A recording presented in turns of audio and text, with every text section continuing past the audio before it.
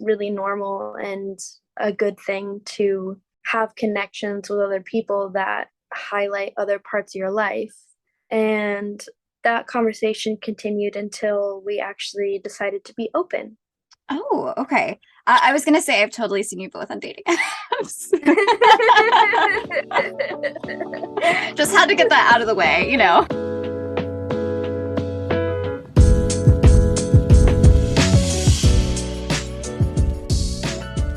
Hello, my bis and allies. Welcome back to another episode of Bisexual Behavior. I'm your host, Talia Cass, and I'm excited to bring another episode to you. Since we've been recording monthly, I feel like so much has been going on, so I have a lot to report back. First is that Taylor Swift released her 10th studio album called Midnights. I've been prepping for this album for so long, listening to so much angsty girl pop music. And while this may not necessarily be gay news, it is like questionably queer. If you're a Taylor Swift fan, you've probably heard of gaylers, which are, fans who think Taylor Swift is secretly gay. There's a lot of creators who talk more about this in depth with like Taylor potentially being queer. But, if she does decide to come out one day, I totally support it. Definitely lots of queer vibes from her, especially as she announced her Eras tour, which is basically a sapphic pride fest. So she has artists like Phoebe Bridgers, Girl in Red, Muna, all of which are openly LGBTQ artists that are opening for her tour. So I'm like anxiously ready to get some tickets. They go on sale in mid-November. But I don't want to spend too much time talking about Taylor. I do want to talk a little bit more about some other openly bisexual artists who released some albums this year, because 2022 has been a great year for new music. I've been diving into a lot of different stuff. I wanted to specifically highlight my favorite album of the year, Gemini Rights by Steve Lacy. Steve is like a R&B hip-hop artist who is openly bisexual. Actually, in his last album, he had a song called Like Me that I was like listening to while I was driving to work one day, and he talked about liking multiple genders and feeling like there's not other people that are like him. And I remember I was driving and then like had to quickly like search Steve Lacy gay or Steve Lacy queer, and turns out he is in fact queer, and we love to see it. Gemini Rights is so good. He's on tour right now, and I failed to get tickets to it because they sold out immediately. But I highly recommend you listen to him. He actually was just on SNL as well. Another great album that came out is Laurel Hell by Mitski. I believe she's also openly bi, but that was another great album. And of course, Dirt Femme by Tovlo. I think that's how you say it, Tovlo. But yeah, another great queer artist, very femme pop heavy. Love to see it. I know there are tons of other bi artists out there, and especially ones that have maybe released music this year. If you have any that you want to shout out, feel free to reach out to me, and I can definitely put them on Instagram in some way. Anyway, so that's what's been going on this month. I'm actually recording this the day of Election Day, so I am filled with a bunch of voter anxiety. I hope everyone got out there and voted. I'm excited to bring this episode to you. I got to interview Laura Johnson, who's a singer-songwriter and poet. I met Laura, honestly, like 6 months ago. She is currently dating one of my friends from high school. I also learned about, her past growing up in the church. We talk a little bit about growing up religious and how that's affected her life, affected her coming out. So we talk a little bit about her relationship as well, and how she navigates being in a straight passing relationship and tries being open, being polyamorous, and that journey that she takes as well. It's a really great episode. I do want to say, though, we do talk a little bit about domestic violence. I believe it's about 15 minutes in or so where we bring it up, and it only lasts for about 5 minutes. I'm going to mention in the show notes the timestamp of when we do discuss domestic violence, but just as a content warning, if that's something you don't want to hear, please skip over it. So without further ado, here's Laura. Hey, Laura.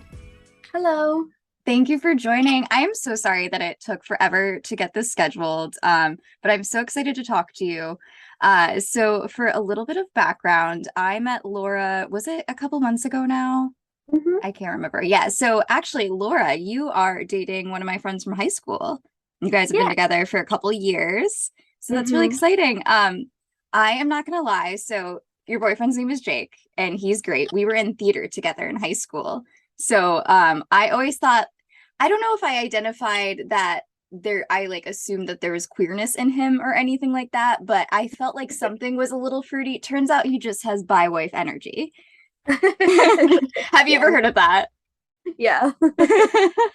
So bi-wife energy is when a bi woman is with a man who is just really supportive, just looks like a guy who would date a bi woman. I don't know how to describe it, but there's like this type of man who just ends up with a bi woman and it just makes a lot of sense. And that is what bi-wife energy is. And he is the perfect description of that. So Yes, he is. but he's a great guy. I'm so excited that I got to meet you and we could talk about being bisexual together. So I was so pumped that we could get this going.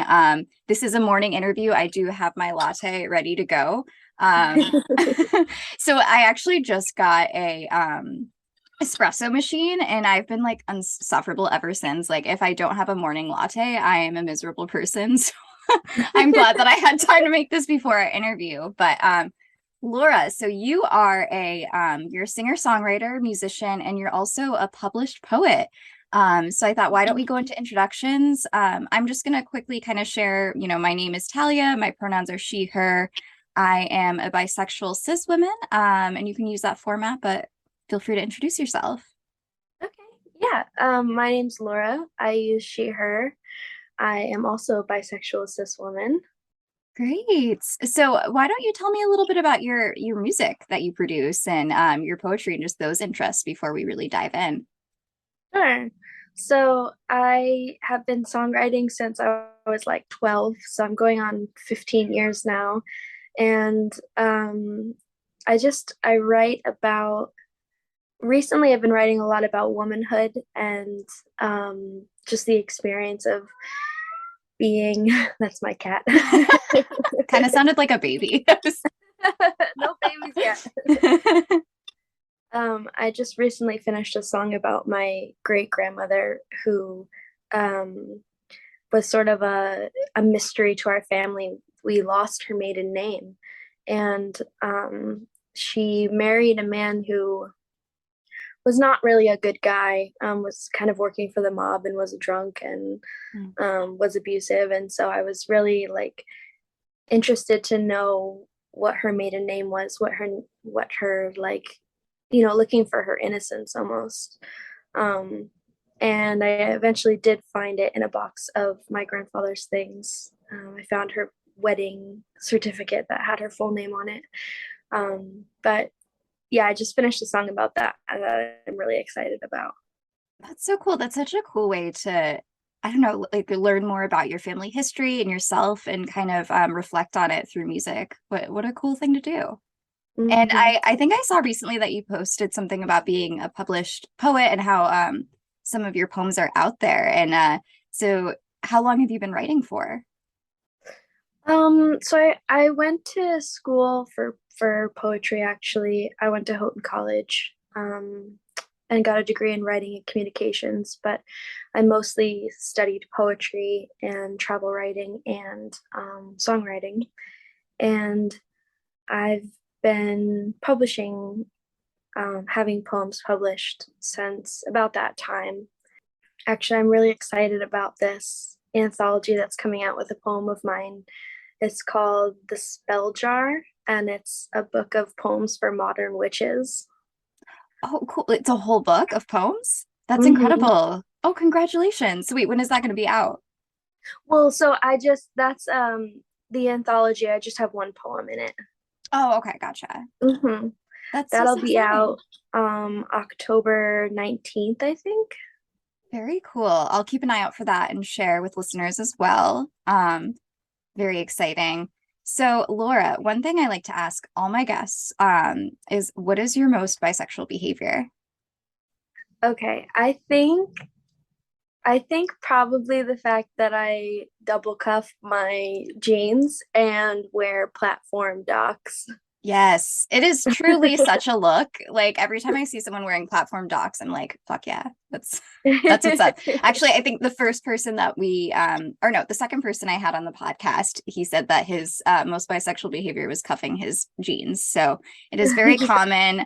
I do the same thing. And like even if I don't need to cuff them, I'm like, I've gotta just assert my bisexuality real quick. So it's a good way to do that. Yeah, it is.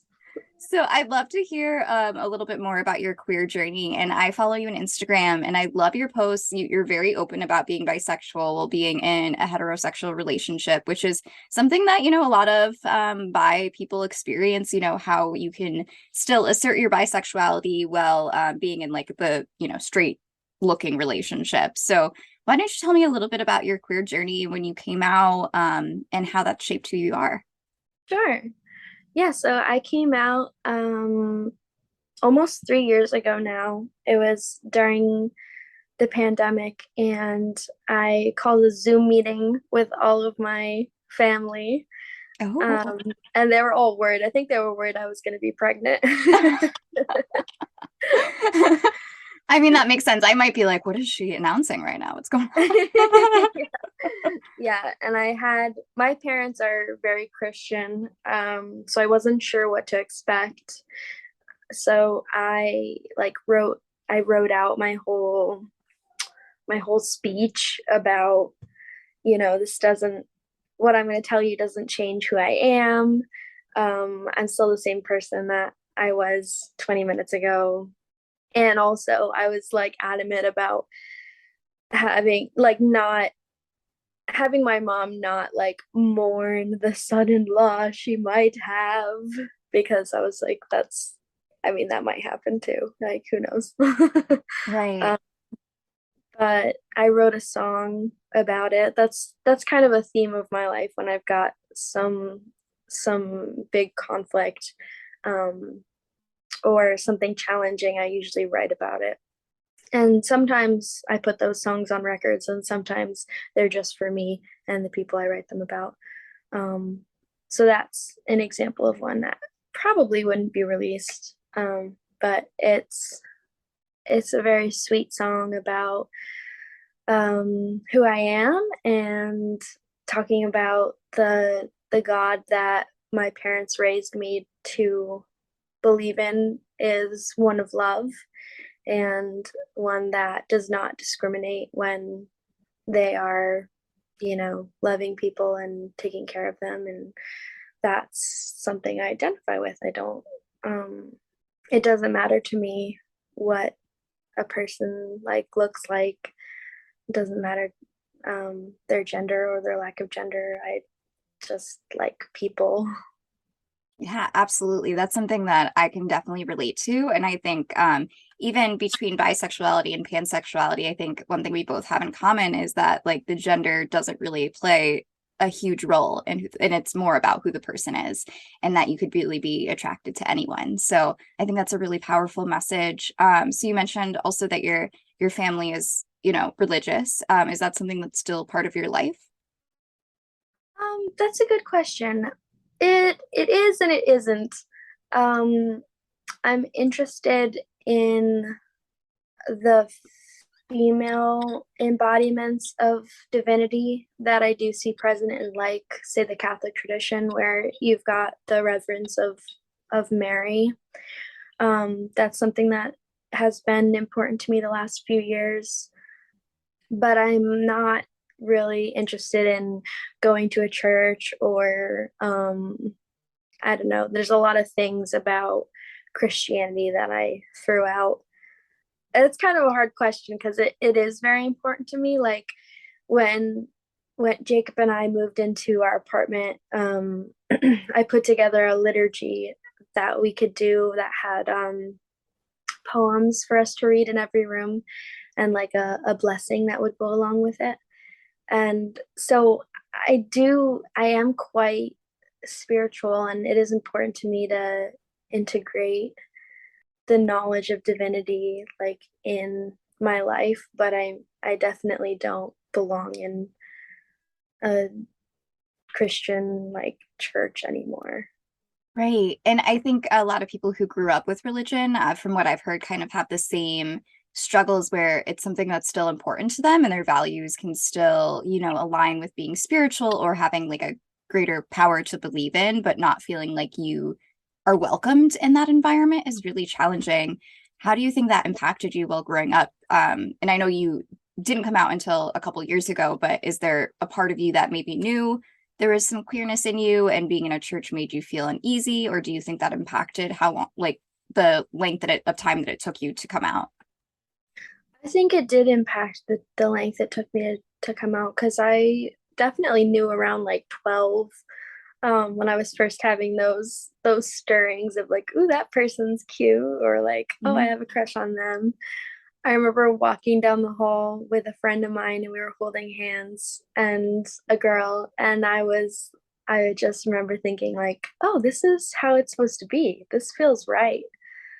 Um and I guess I just, for a long time I knew I was bisexual, but I claimed the straight like label, because I was only dating men and because I only like saw myself with a man long term, because that's all I was like allowed to see. Mhm. Um Classic compet. so yeah.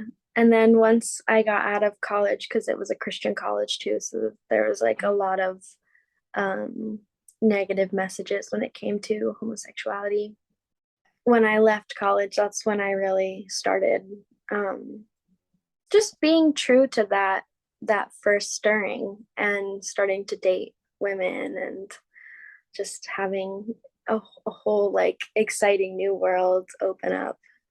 Yeah, that's awesome. I actually recently talked to someone, actually the previous interview, one that's coming out soon, talking about growing up religious and how like she had a lot of religious trauma that came with growing up and realizing some of the things that she learned. Not only did that they not align with her values, but she felt like it wasn't really ethical practices. And I guess there's trauma that comes along with that. Do you feel like that's something that you can resonate with, that you feel like maybe there's some negative trauma that's associated with growing up in that way, or do you have a different experience with it? I definitely feel like there is and was trauma related to how I grew up in the religious sense. Um, a lot of it has to do with like purity culture, Mhm. actually, where we just weren't taught consent. That's like the biggest thing that I come back to, where it was all, you're going to want to do this, you're going to want to do this, you're going to want to do this, don't do it. But there was no information from the church, which was like kind of the biggest influence for me.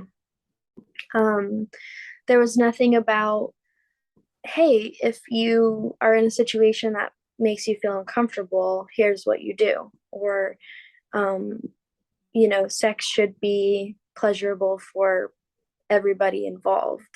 Mhm. Like those messages were just never sent. There was no, yeah, there was just, they just didn't cover consent at all.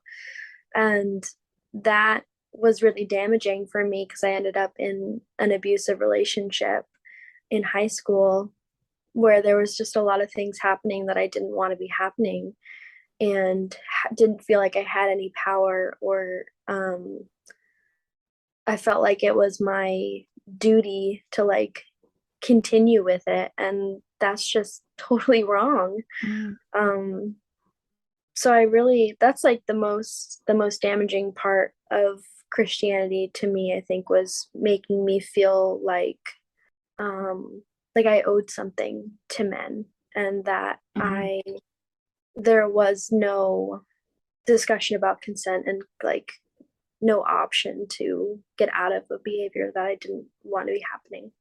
Or like no conversation about boundaries too and how that relates to consent, because a lot of Yeah. what you're saying, so I'm actually Jewish by heritage. I don't really practice any religion. I didn't grow up religious, but and I think I'm grateful in the sense that my parents were very liberal. Coming out to them has been really great. But I also think that the conversations around consent and boundaries was never taught to me either, or anyone I really know.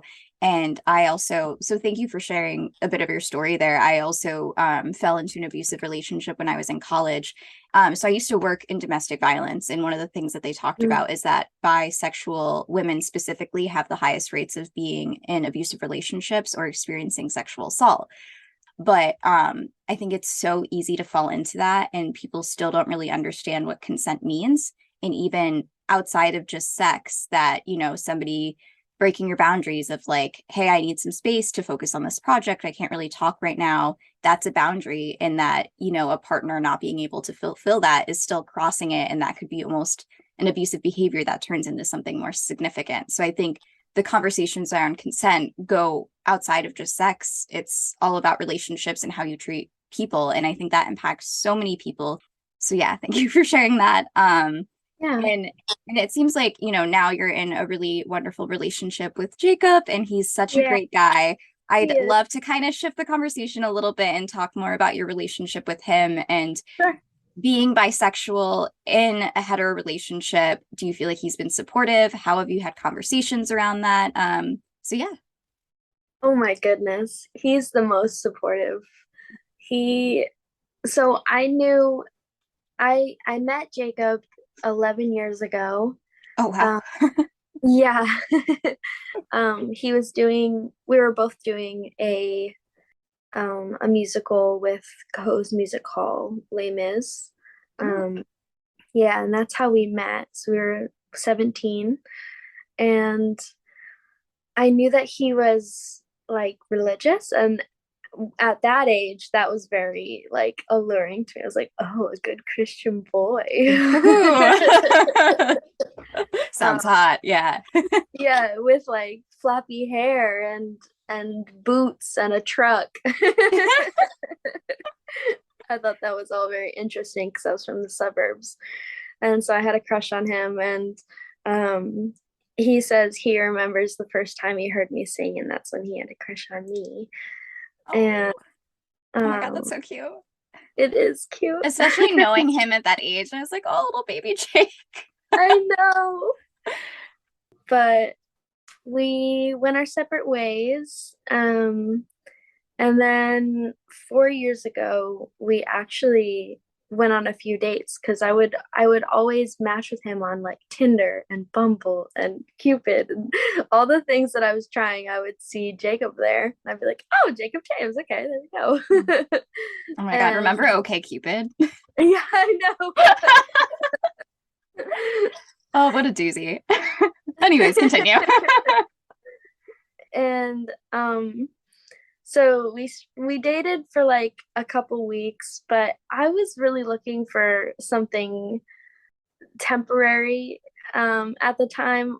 So that didn't last very long because I was like, on paper, this guy is like perfect for me, and I just don't really want that right now. I'd rather pine after this guy who just moved to Zambia. So I did that instead.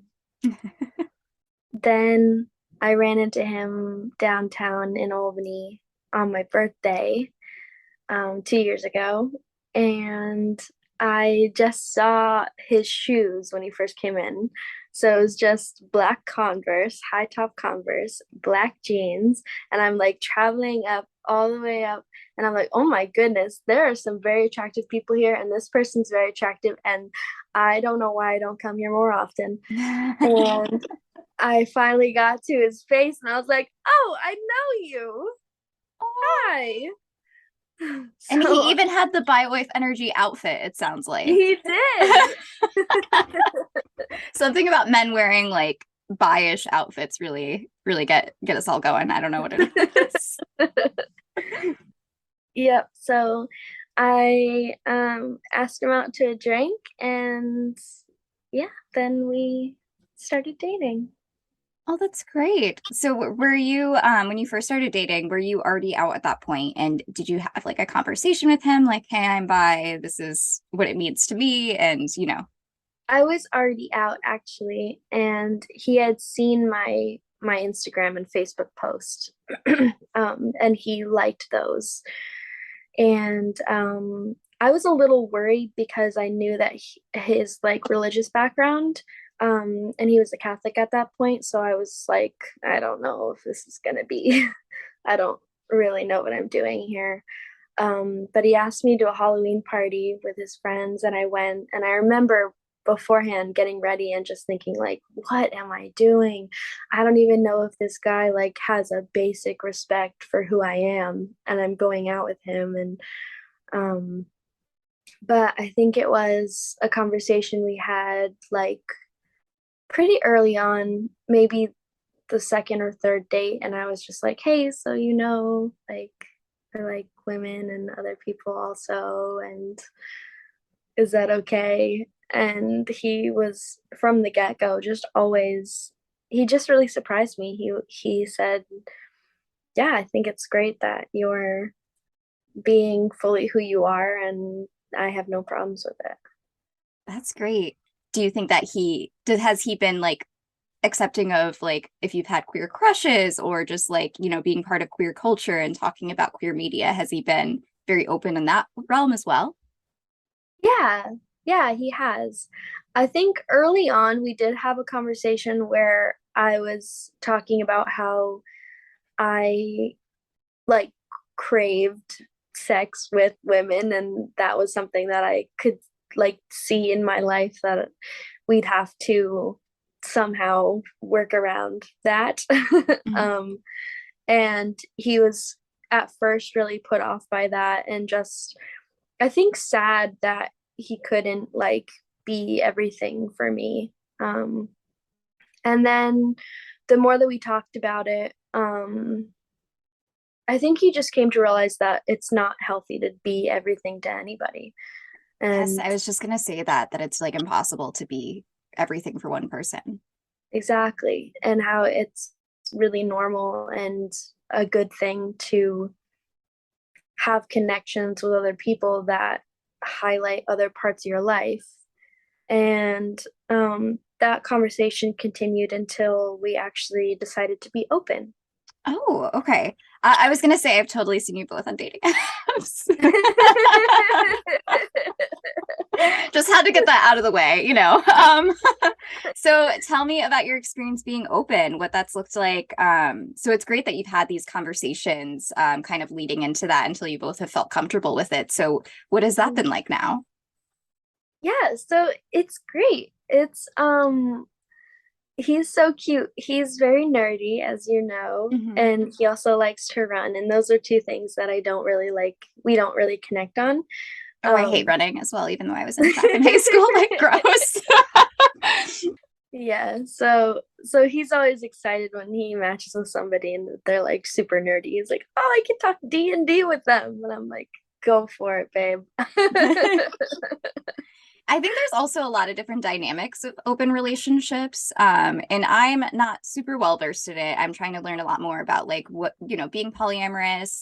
You see Mhm. on dating apps that there's the couples that are looking for a unicorn together and they want to date the person together. And then there's people who are independently poly and they are looking for their own relationships outside of their existing partnership. So I guess what has your experience been around that? How do you have those conversations when you do meet people? Yeah. Yeah, yeah. So we started on Field actually, which is more couples looking.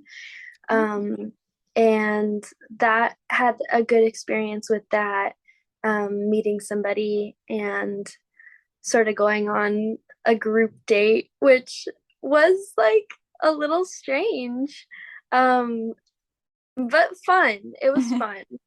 And Wait, what is this app lately, called? It's you said Field? yeah, Oh, Field. okay, cool. I haven't heard of that. Okay. Oh, yeah. But lately we've been going on solo dates and dating people solo. And um, yeah, dating solo is really fun too. And we've been enjoying just like making connections that are different than the one we have with each other. And it's really fun. That's great. Do you ever experience jealousy with that? And if so, like how do you kind of work through that together as a couple? Yeah. No, jealousy is a normal emotion that'll come Mhm. up. And Absolutely.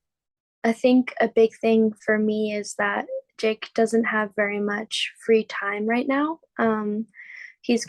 He's in a musical, so he's got rehearsal 4 times a week, and then he's got other things going on. And really, the only time that he has like a free day would be Saturdays. And so I get a little bit jealous when he has dates on Saturdays because that's like the only time I really get to see him. um, Right. but the way that I've kind of worked around that is also having dates on Saturday. Yeah, I think even if you're in a monogamous relationship, having your own time to yourself is really helpful for those types of moments when like you don't have a lot of time for each other or they have another project that they're working on. It's like really important to make sure you're doing things on your own too without your partner. So Right, exactly. yeah. So with, dating and being on dating apps, do you find that people are like, do they have a lot of questions about you being in an open relationship? Or are you meeting people who are also in open relationships? It's a mix of both. It's Mhm. it's easiest when they're also poly. Like I had a date Mhm. with somebody the other day who's married, and we spent so much time just like talking about our partners and like how much we love them. And it was really nice. It was nice to talk to somebody who like really understood the position that we were both in and Yeah. appreciated it. um but I always put that information in my profile Mhm. so people will know when they're swiping or when they're looking at the profile that that is my situation. Yeah. And I haven't actually had too many questions about it. Um, People pretty much understand. Yeah. I think a lot more people are, open to those sorts of things and are, openly polyamorous. So I think that it's just like in general much more understood and, understood. So Hmm. so say if there's a person who is in a heterosexual relationship, but they kind of have the same feelings of like, missing being queer or missing being with women, but they aren't maybe their partner isn't necessarily interested in being in an open relationship. Do you have any recommendations on how a person can still, you know, uh still feel queer or, have those experiences with other people? Yeah. I think a big thing is finding community. Hmm. In my friend group, there's only two straight people. um, Mostly trans people and queer people. And so I think finding that community is really helpful to have like conversations about things that are important to you. And also, something you could do is like go out to a gay bar and like go dancing, or I mean, those are all things that you need to talk to your partner about, like what they're comfortable with. But like, I think going dancing would be something that most people would be fine with, and you could kind of get your queer on there. For sure. One thing, we both live in a very small city compared to like New York or Chicago or LA, where there's a lot of different queer bars and, spaces for queer people. And so, how have you kind of built a friend group of mainly queer people? Um, I don't know. It kind of happened by accident. I guess I just well, I moved in with my friend Elise in 2019 in Albany, and she's a trans woman. And I think queer people just kind of find each other. Yeah.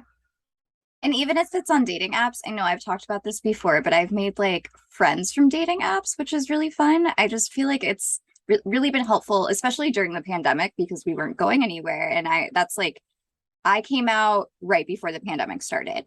So I couldn't, like, I had mainly a big group of straight friends. I mean, I've had some bi friends, but it wasn't until going on dating apps and putting myself out there virtually that I was able to meet a lot more queer people. So yeah, so I know we're getting close on time, but there is one thing, Laura, that I did want to share with you that I find hilarious, and I like thought about this when I saw Jacob at that party. But one of my first queer crushes when I was really young, that I didn't realize was a crush until I got older. But I was like really obsessed with Jacob's sister. And like I remember like I was like would tell people that like I think she's just really pretty and I want to be her friend, which is like objectively gay. Like, and I was just like I just want to be her friend because she's so pretty. And it was my goal to be friends with her because I thought she was beautiful. And I just like as an adult, I'm like, oh my God, that was like a gay crush. I love that. Oh, that's so cute. So you'll have to tell Jacob that I used to have a crush on his sister. I will. And I think she's like married now and has a kid. She just had a kid. Yeah. She's still beautiful, so just saying. But she is beautiful. She is. But I thought that was funny. So do you have any other recommendations for people who are maybe they're with a partner who doesn't, understand their queerness, or it's not something that they are easily able to accept? Break up. Yes. Oh, really? Like, no. I think like be with somebody who understands you and wants to celebrate that. Yeah, 100%. Because no matter so first of all, if you're not with a person who accepted your queerness, yes, you're right, break up. But if you are with someone who's supportive and you're like kind of struggling with feeling queer enough that no matter who you're dating, you're always going to be queer enough. And it's just important that you're with someone who supports you. And now shifting a little bit, I want to share how people can follow you and support the work that you do. Do you have Instagram or anywhere anyone can follow you? Yeah, you can follow my music Instagram at Sorrow Estate. Okay, great. Well, tell Jacob I said hi, and thank you so much for joining today. I think it was a really great conversation about, being in a hetero relationship and, growing up religious. I think a lot of these things are a lot of things that bisexual people experience. So thank you so much, Laura. It was such a pleasure having you. It was so nice being on. Thank you so much to Laura. What a fun interview. I had such a blast talking to her. I think, we had some really deep conversations, but we got to kind of be silly as well. So it was a lot of fun. If you want to support the Bi Agenda, please follow us on Bisexual Behavior on Instagram. You can also follow me as well if you want to, learn more about my life. I'm not that interesting, but you can follow me on Instagram at talia.tatiana.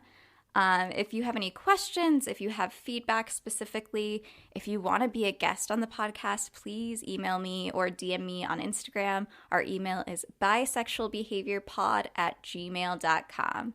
And of course, the best way to support is to listen on Apple Podcasts or Spotify, subscribe, and review. Your feedback is super important. Plus, it helps my podcast get more visible. And, that's a big plus. We love bi visibility. I hope everyone has a great month. I hope everything goes well with the election. I know that will be coming out before this episode is released, but I'm trying to put good vibes out there, trying not to drown myself in my sorrows and anxiety, so that's fun. But I hope you all have a good month, and we'll see you soon. Okay, bye!